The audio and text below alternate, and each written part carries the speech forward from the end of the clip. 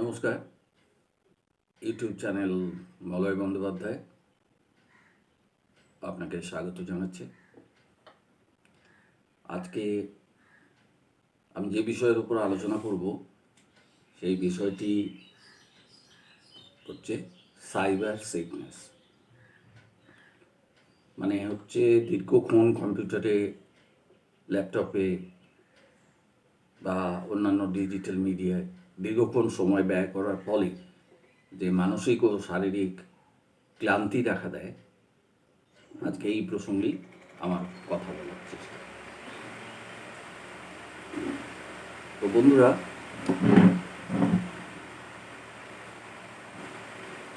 আমরা সবাই জানি যে বহু মানুষ বা ছাত্রছাত্রী বাড়ি থেকে কাজ করছেন বা পড়াশোনা করছেন।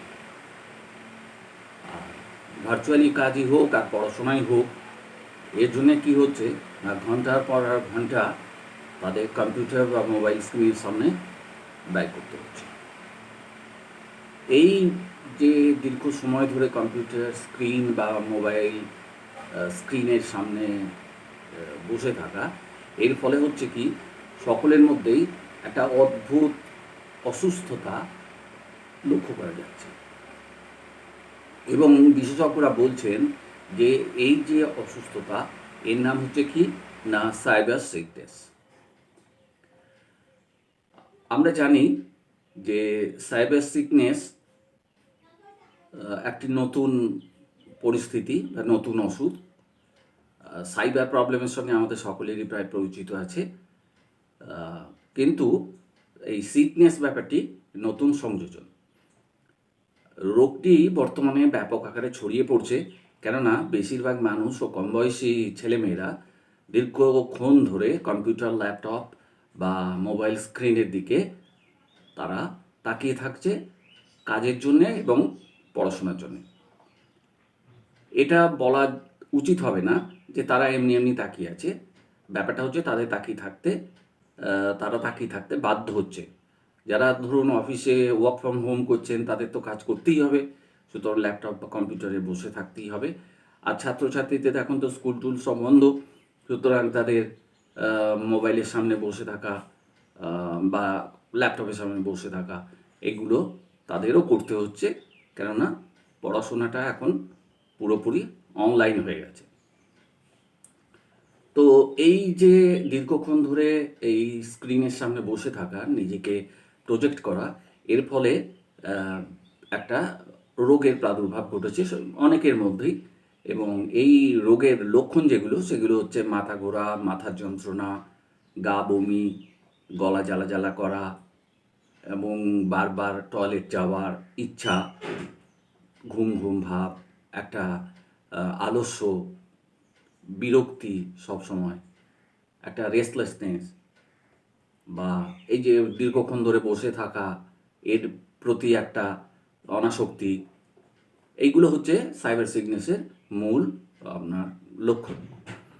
তো যদি আপনি দীর্ঘক্ষণ ধরে সাইবার স্ক্রিনের দিকে তাকিয়ে থাকেন, তাহলে আপনার যেটা ব্রেন, সেটা স্বাভাবিকভাবে কী হবে, সেটা স্বাভাবিকভাবে কনফিউজড হয়ে যাবে।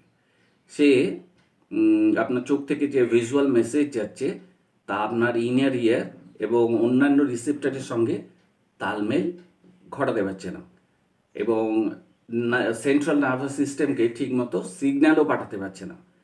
এর ফলে তো দেখা যাচ্ছে যে এই সাইবার সিকনেসের প্রকোপ, এবং তারাই বেশি সাইবার সিকনেসে ভুগছেন যারা মোশন সিকনেসে বেশি ভোগে।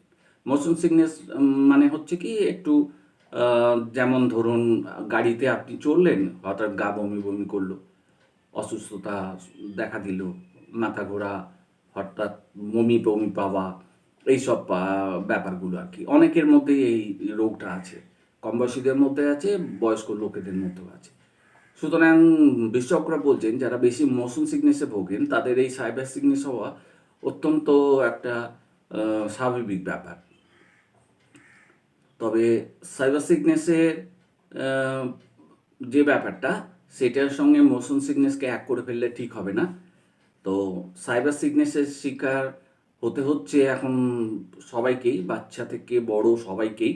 কেননা যেহেতু পড়াশোনা করতে হচ্ছে বাড়িতে বসেই এবং কাজও করতে হচ্ছে বাড়িতে বসেই, তাই আহ, এই যে সাইবার সিকনেস, এর ফাঁদে পড়ে যাচ্ছে সবাই এবং তারা অসুস্থ হয়ে পড়ছে।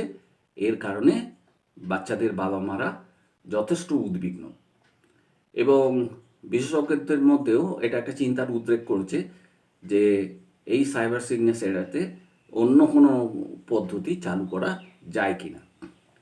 তো এই যে সাইবার সিকনেস, এই সাইবার সিকনেসের উপসর্গ কিভাবে কমাতে হবে?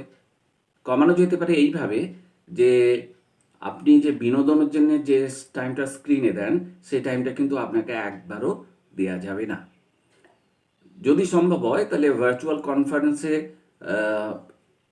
আপনাকে বদলে চলে যেতে হবে অডিও কনফারেন্সে। আর যদি একসাথে অনেক কাজ করতে হয় এবং স্ক্রিনে দিকে দীর্ঘক্ষণ তাকিয়ে থাকতে হয়, তাহলে আপনাকে কি করতে হবে? স্ক্রিন থেকে চোখ সরিয়ে অন্য কিছুর দিকে দৃষ্টিপাত করতে হবে। এইভাবে কাজ করতে হবে।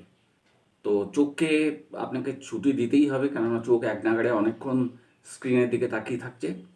তার একটা উপায় হচ্ছে চোখ বন্ধ করে দীর্ঘক্ষণ বসে থাকো, মনে মনে অন্য চিন্তা আনুন, যেটা ওই কাজের সঙ্গে যুক্ত নয় এমন কিছু চিন্তা। কোথাও মনে মনেই বেড়াতে চলে যান, কোনো প্রাকৃতিক জায়গায় চলে যান যেখানে অনাবিল সৌন্দর্য রয়েছে। পাহাড়ে চলে যান, সমুদ্রের ধারে চলে যান। আর বাচ্চাদের কথা এটাই বলবো, বাচ্চাদের বলবো যে তাদের এই স্ক্রিন এড়িয়ে যেটা করতে হবে সেটা হচ্ছে বইয়ের দিকে বেশি করে নজর দিতে হবে।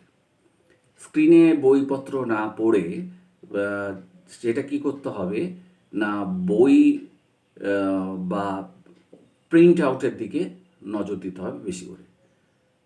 বই পড়তে হবে, প্রিন্ট আউট বার করতে হবে, সেগুলো পড়তে হবে এবং যথাযথ শিক্ষক মশাইদের কাছে থেকে এই রকম ধরনের কি কি ভালো বই আছে, কি এইসব জিনিসগুলো ভালো করে জেনে নিতে হবে।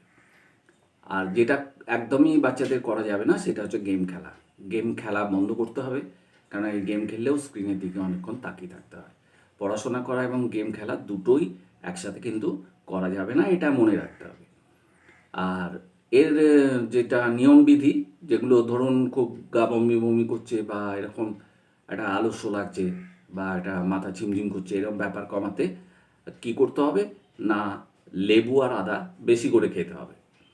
আর যদি আপনি মোশন সিকনেসের পেশেন্ট হন বা কোনো বাচ্চা যদি মোশন সিকনেসে ভোগে, তাহলে কি হবে? তাহলে ডাক্তারবাবুর পরামর্শ অবশ্যই নিতে হবে। আর পপ আপ যেগুলো থাকে আর নোটিফিকেশন যেগুলো থাকে, সেগুলো কি করে না, আমাদের দৃষ্টিকে বেশি আকর্ষণ করে।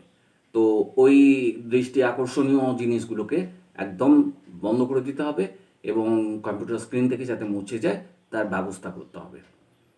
তো মাউস ব্যবহার না করাই ভালো, অ্যারো কি ব্যবহার করা অত্যন্ত উপযোগী। আপনার হবে কি, এর ফলে চোখের সামনে যে ভিজুয়াল ডেটা আসা যাওয়া করবে তাদের গতি কমে যাবে, যেটা মাউসের ক্ষেত্রে অত্যন্ত বৃদ্ধি পায়। আর বিশ্রাম নিতে হবে প্রচুরভাবে।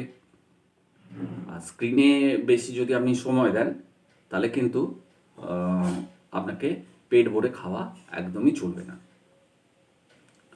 আর এটা লক্ষ্য রাখতে হবে, পেট ভরে আপনি কখনো কম্পিউটার স্ক্রিনের সামনে বসবেন না।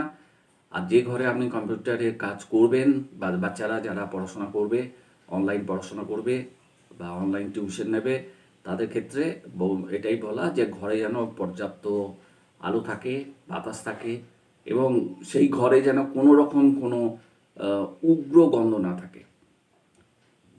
তাহলে কী হবে? তাহলে মাথা চট করে ধরে যাবে এবং এই সময় তোমার মাথা ধরে যাওয়ার প্রবণতা থাকবে, গা বমি দেবে।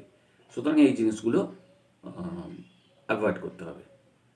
আর যদি দেখো যে এরকম ধরনের প্রবলেম হচ্ছে দীর্ঘক্ষণ স্ক্রিনে থাকার ফলে, বড়রা যদি দেখেন যে এরকম সমস্যা হচ্ছে, তাহলে ডাক্তার বাবুর কাছে যেতেই হবে এমন কোনো ব্যাপার নয়, এগুলো অ্যাভয়েড করলেই হবে।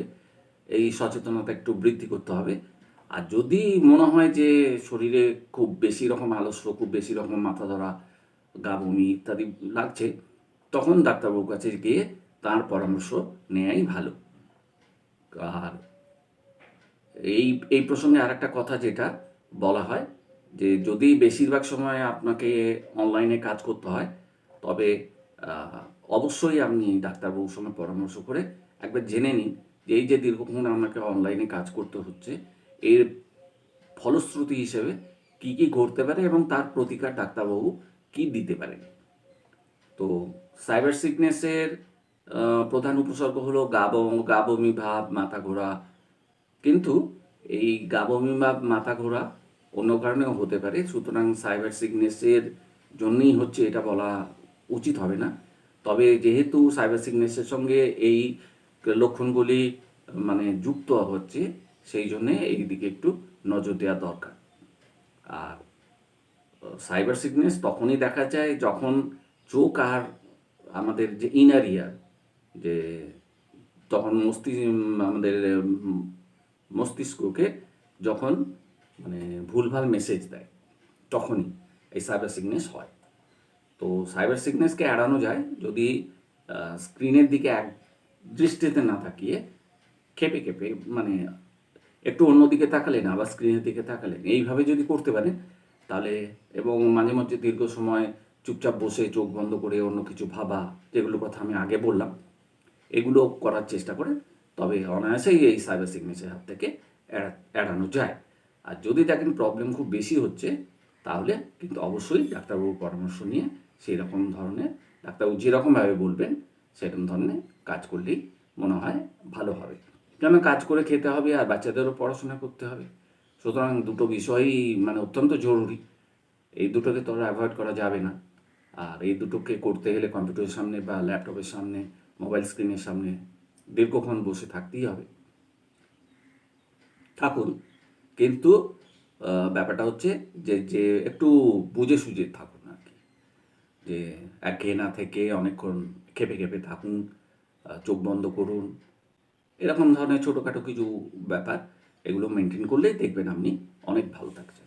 আর যদি বিশেষ কোনো উপসর্গ দেখা দেয়, তখন ডাক্তারবাবু শরণাপন্ন হওয়া ছাড়া কোনো গত্যন্তর নেই। তাহলে এইগুলো মানুন, সাইবার সিকনেসকে এড়ানো যাবে, ভয়ের কিছু নেই। পদ্ধতিগুলো মেনে চললেই আপনারা ভালো থাকবেন। তাহলে আজকের মতো আমার প্রসঙ্গ এখানেই শেষ। আপনারা সবাই ভালো থাকুন, সুস্থ থাকুন, এবং সাইবার সিকনেসের জন্য ভয় খাবার কিছু নেই। এর জন্য ডাক্তারবাবুরা আছে এবং পদ্ধতি আছে, মেনে চলুন। ভালো থাকবেন।